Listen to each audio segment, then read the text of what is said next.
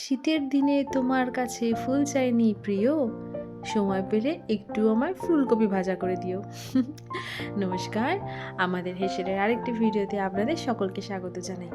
আজ আমি বানাবো ফুলকপি আলু দিয়ে চিংড়ি মাছের তরকারি। চলুন শুরু করা যাক।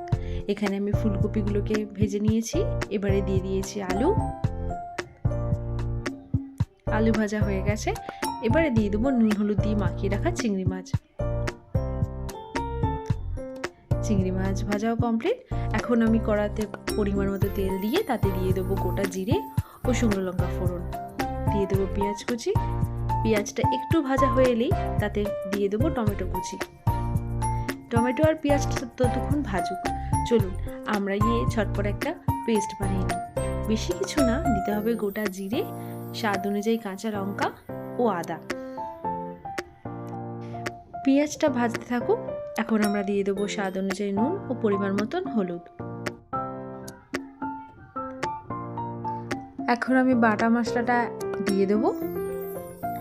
ভালো করে নাড়িয়ে চাড়িয়ে নিয়ে তাতে আমি দিয়ে দেবো সামান্য পরিমাণ চিনি। চিনিটা আপনারা চাইলে নাও দিতে পারেন। আর দেবো গরম মশলা। এবারে দিয়ে দিয়েছি ভেজে রাখা ফুলকপি, আলু ও চিংড়ি মাছ। কিছুটা নাড়িয়ে চাড়িয়ে নেওয়ার পরে দিয়ে দেবো গরম জল।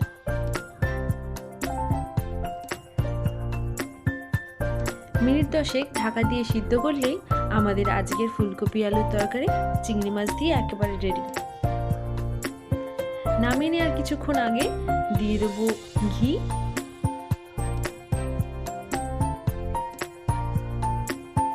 ও দেবো সামান্য পরিমাণ ম্যাগি মশলা, তাতে টেস্টটা দারুণ আসে। আমাদের তৈরি ফুলকপি আলু দিয়ে চিংড়ি মাছের তরকারি।